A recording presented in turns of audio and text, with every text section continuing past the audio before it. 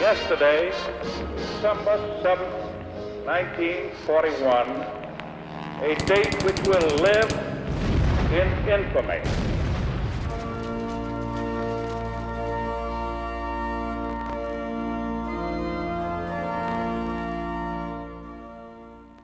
One, 2, 3 o'clock, 4 o'clock, rock. 5, 6, 7 o'clock, 8 o'clock, rock. 9, 10, 11 o'clock, 12 o'clock, rock. We're going to rock. My fellow citizens of the world, ask not what America will do for you, but what together we can do for the freedom of man.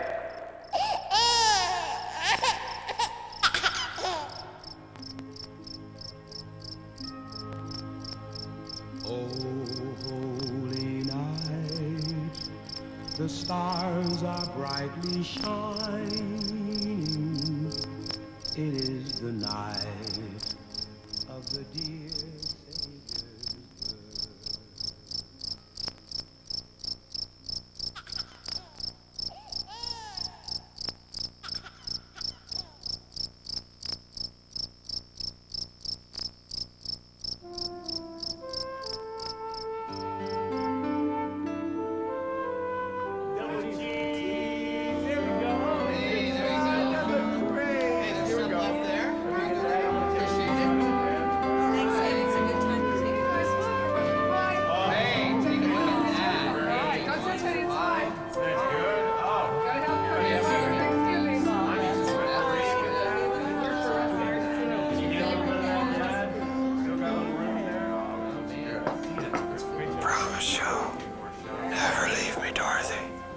I'll always love you, Sid.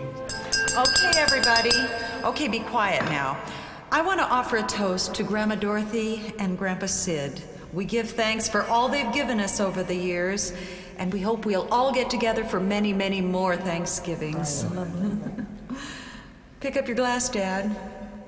Dad? Dad? Dad? Dad, it's time to go. Where are we going?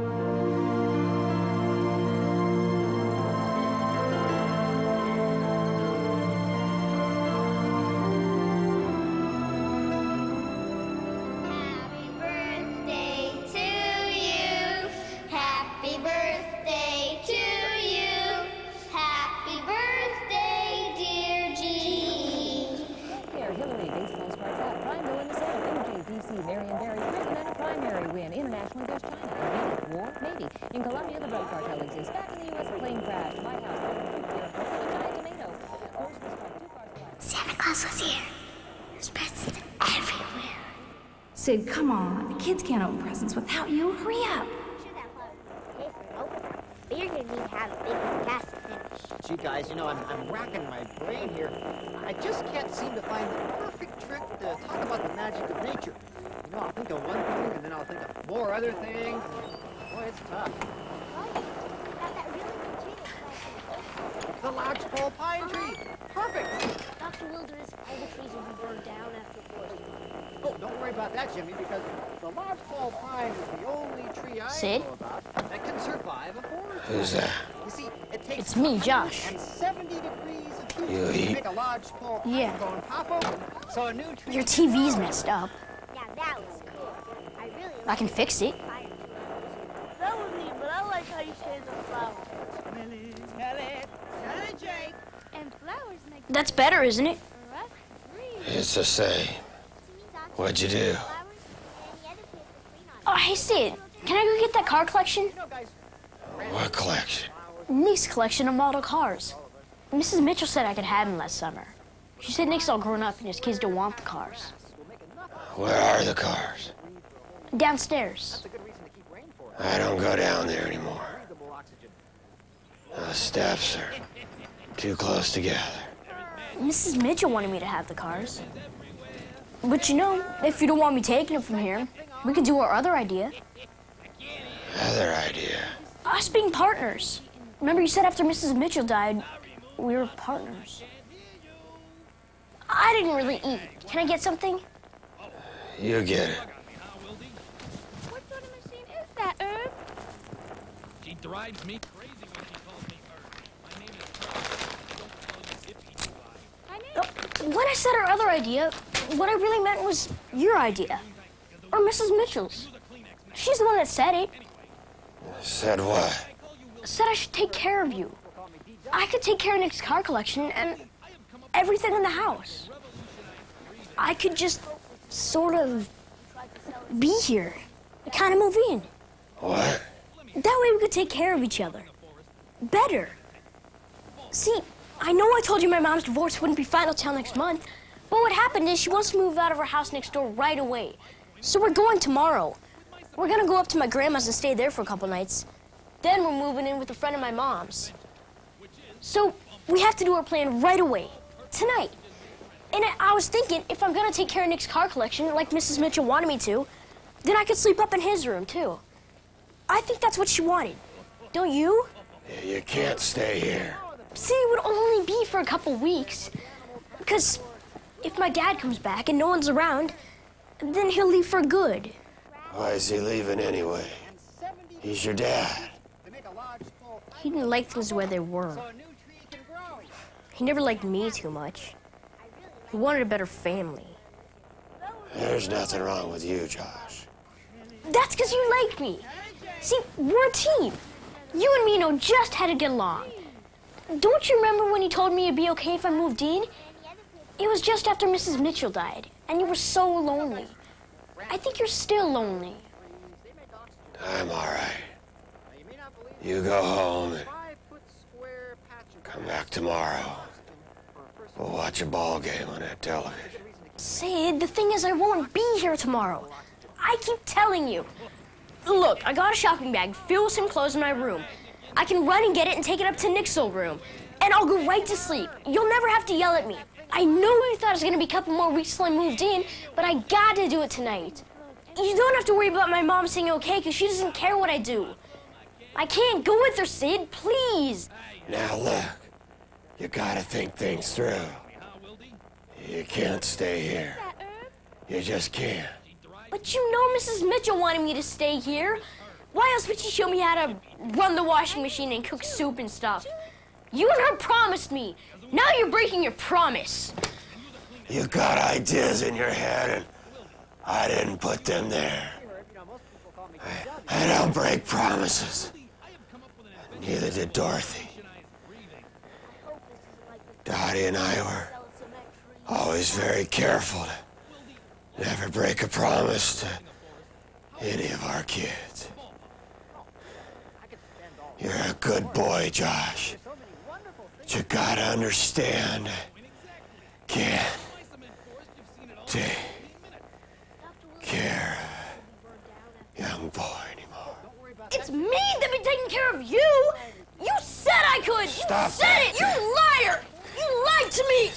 that.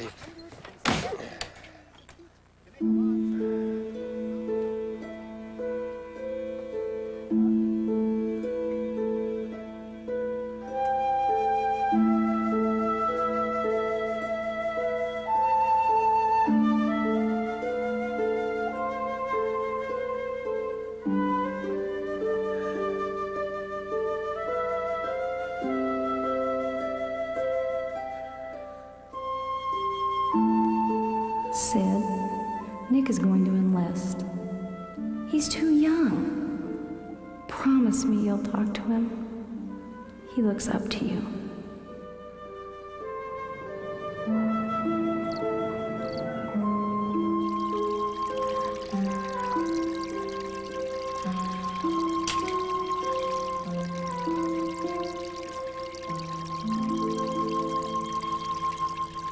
I always loved you, Sid.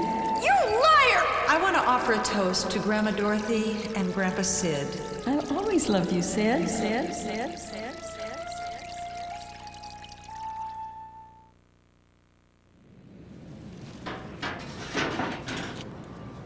Excuse me, mister.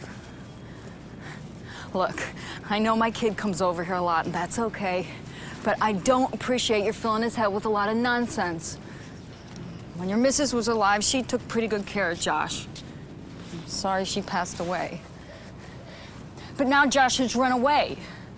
In the middle of the night last night, I think he took off. And the last place I know he was before that was with you. And I know that you talked to him about moving in with you. He's not here. Oh, can I look around? Josh, you in there? You get home right now! I'm not going on your property if that's what you're worried about.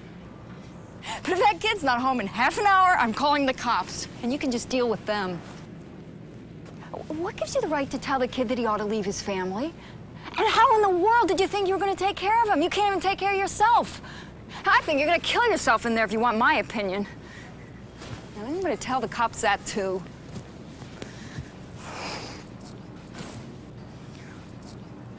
Look, I didn't mean to be so short with you. It's just one of those mornings. You gonna be okay? I'm all right. Oh, you just tell that kid of mine to get home right away. I'll find Josh.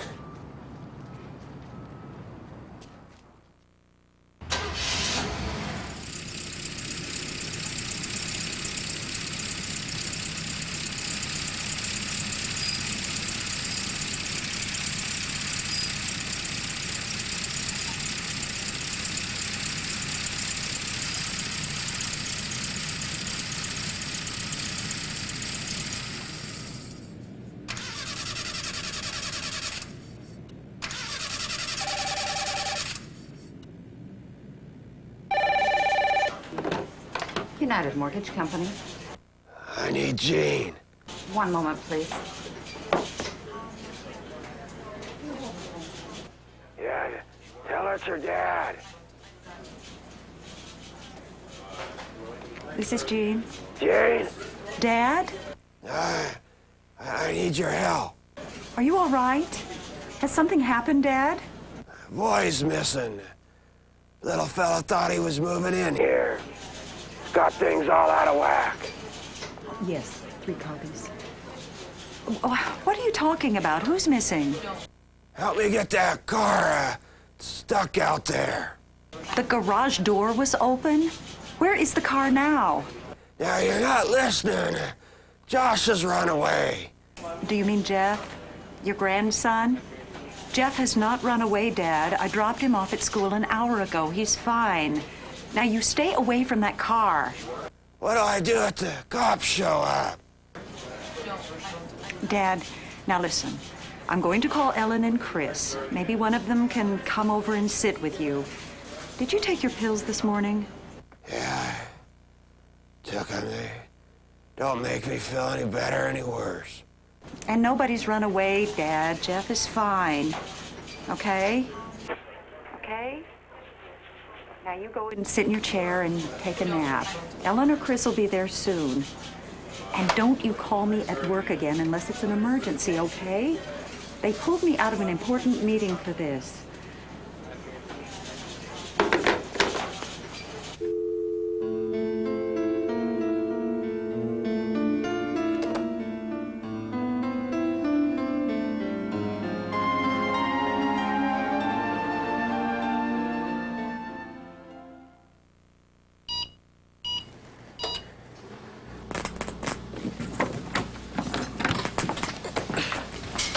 We gotta take the metal foil off first, Sid. Where you been? What a morning you've put me through. How come you're not real mad? I don't know. Dorothy used to tell me I get too mad at the kids when they're bad. I'm just glad to see you, that's all. I ran away. I went downtown and walked all over. Then I got scared. These guys started following me. Big guys. They were back a few blocks, but they kept following. You stay away from that bad crowd. Then I ran all the way back here. 26 miles at least. I slipped into your garage and went to sleep on those newspapers in the corner. I heard my mom yelling at you. You eat? No. Let me get you some cereal here. Dottie always kept it down low here.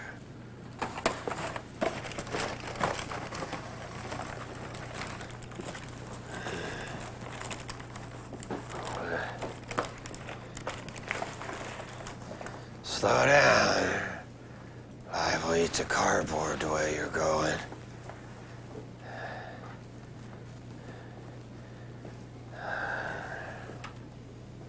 So, what are we gonna do? You can't keep running away from your mother. She cares about you a lot, you know. She came over here this morning, yelling at me. Said I was putting crazy ideas in your head. Sid, you know what I worry about sometimes? I worry maybe it's not going to be okay for you the way it was for Mrs. Mitchell. I mean, at the end, when she had to go away. Sometimes I can see her standing in the doorway over there. Coming up those stairs. She never got old. To me. Never. I just don't understand sometimes why she left me. She got real sick. I remember. We were married for 53 years. She promised me she'd never leave me. I believed her. Sid, I wanted to tell you. I thought a lot last night about everything. And I know the reason you don't want me around here much is just because lots of things are hard for you now. Everything's hard.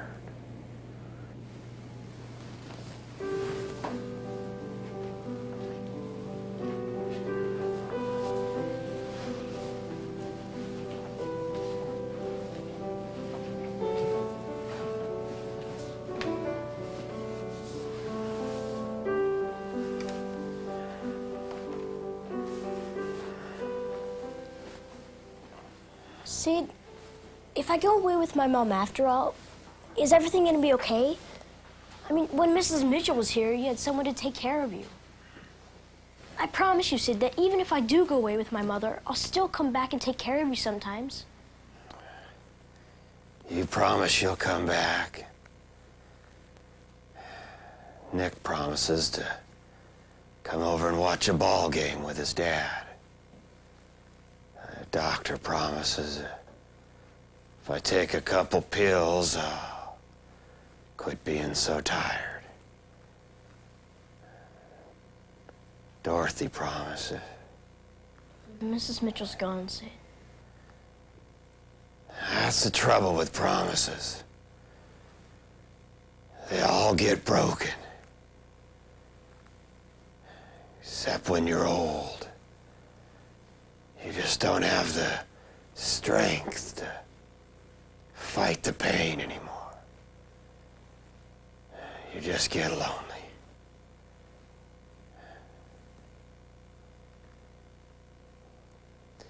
You better go now.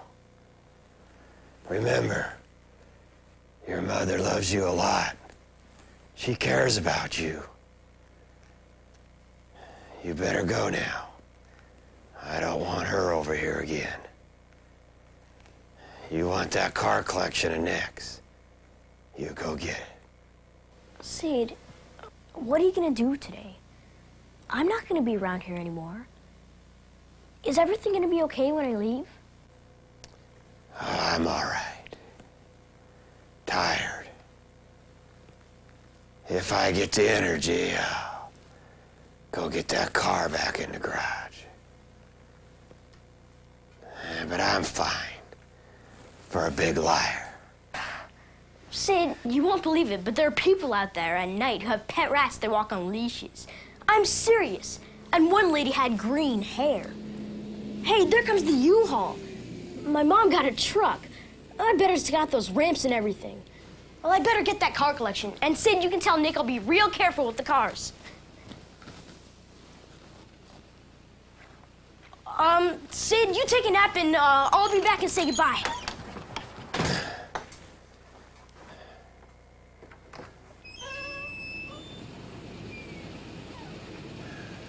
I don't need a nap. Come back when you can.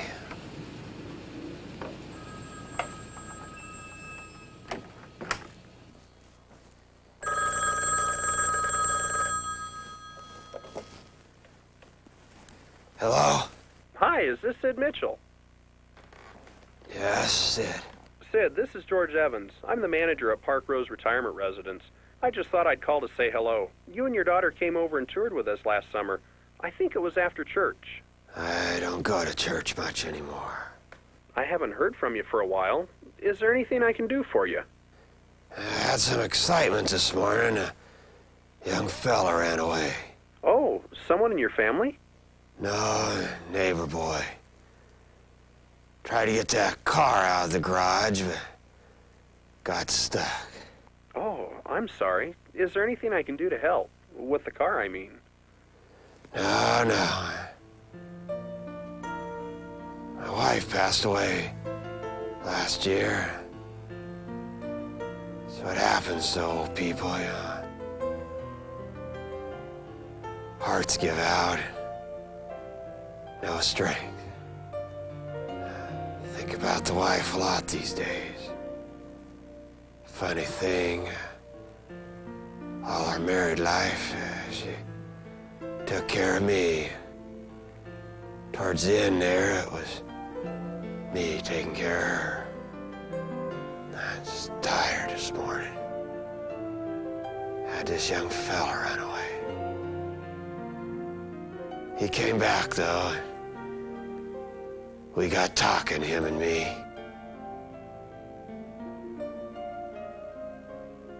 He started promising me this and that.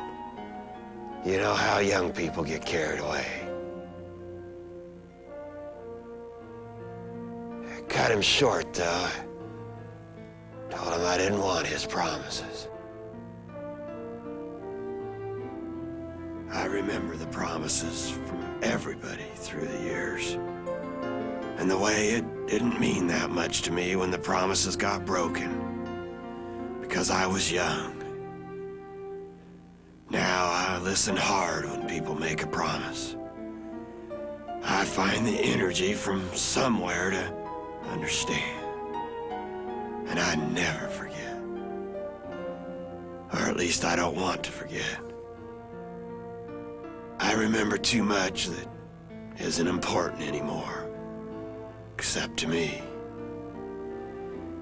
And I remember too little that is important to everybody else but me. I've spent a lifetime trying to live up to my own promises, trying to keep as good a faith as I can. Being there day after day for the kids, paying bills, loving them, so they could have their youth and happiness without a worry. Well, Dorothy, I hope I kept my promises to you. And I hope the years meant as much to you as they did to me. I'm sorry I never put a new roof on the garage like I promised. I'm sorry I didn't spank Nick for playing hooky that time like I said I would. And I imagine there's a bunch of other things, little things I didn't do. I just can't remember them.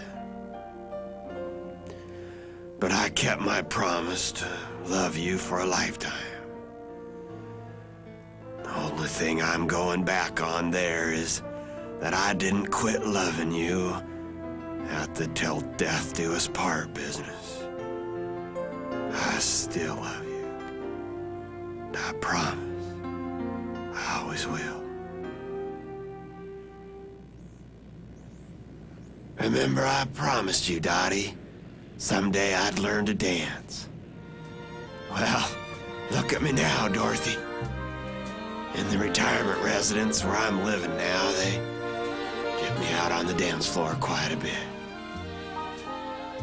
What they don't know is that I'm not just dancing. I'm really keeping a promise to you.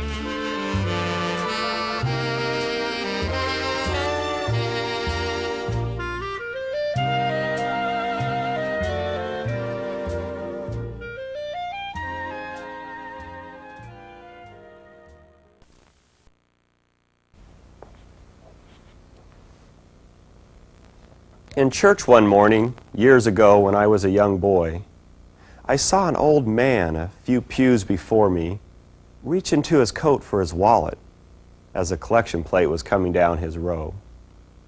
Before he could pull out a bill from his wallet with a shaking hand, as the music played and everyone else cheerfully gave their offering, the plate passed him by.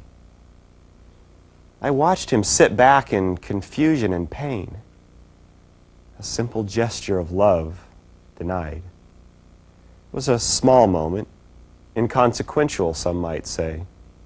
But I thought to myself, it's almost as if no one sees that old man. He's invisible. Later, I watched as he left the church, stooped, lonely, waiting for someone to speak to him. No one did. That morning has never left me. It's been in many ways a defining moment in my life. For 20 years I've lived with and worked for the happiness of countless seniors. The film you've just seen is our appeal to the world to recognize the loneliness that our seniors feel. It expresses the love and gratitude these men and women have in my heart. I've spent 2 decades earning the respect of many thousands of senior men and women who have in turn let me into the most private reaches of their worlds.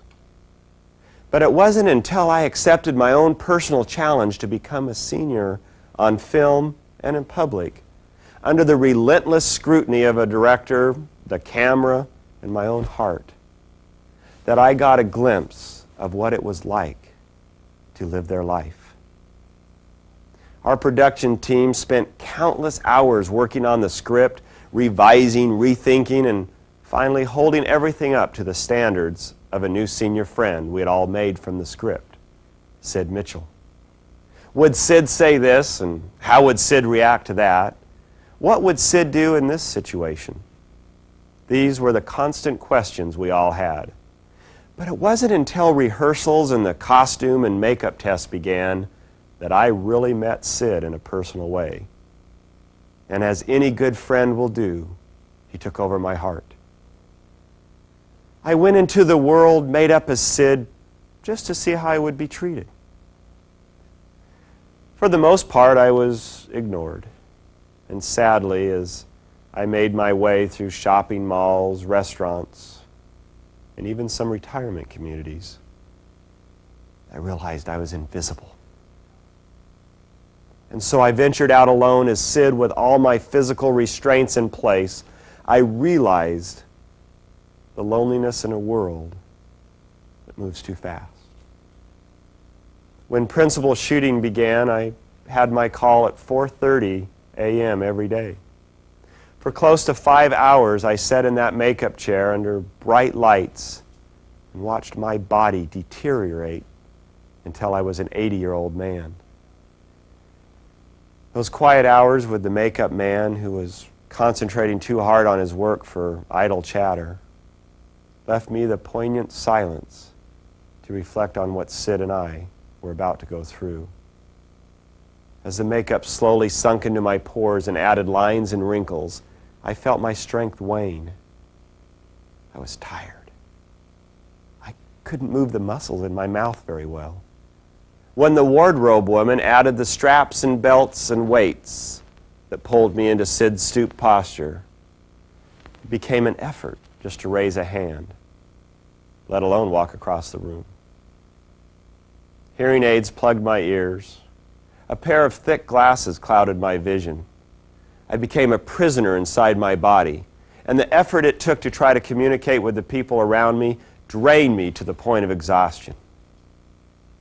I was Sid Mitchell. I knew I wasn't helpless or stupid or not worth paying attention to, but it was hard to get that across to anyone. When I wasn't needed on the set, I was a fragile old man the rest of the crew avoided. Sometimes at night after shooting, when I'd step out of the makeup trailer as Larry again, I'd get perplexed looks from the crew. "Where have you been all day?" their eyes asked briefly. In Japan, the government designates certain senior citizens as national treasures. These are men and women of genius who have become legends in their culture for their various accomplishments. The only exception I take with that is that I feel all seniors are national treasures.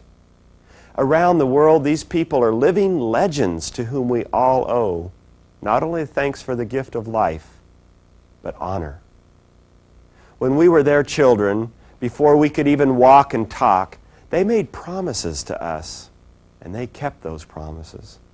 They protected us, encouraged us, and never cut us out of their lives, even when we might have failed them and caused them pain. The promises they made to us and kept are the monuments of their lives. Those promises were true promises of love. While there are many vibrant, active seniors in our world, there are hundreds and thousands of Sid Mitchells sitting home, alone, watching a flickering TV set. These seniors are valuable people, the legends of our youth. Their accomplishments are the enormous foundation upon which we all stand as we try to build our own accomplishments for the next generation. These are the men and women who have endured the Great Depression, fought in horrible wars for us, and spent the richness of their lives sheltering us from want and fear so that we could know peace and youthful happiness. The love and respect with which we treat them should be a tribute to their long and fruitful lives. And that love and respect isn't something they must ever earn again. It is theirs forever. We haven't always kept our promises of love to the Sid and Dorothy Mitchells of our world, who are actually the very substance of our lives. We have left them too often alone, frightened, abandoned, but we have the power to make their senior years not just tolerable, but filled with love and the peace that will come from our renewed commitment to them. Keeping promises is really what love is all about.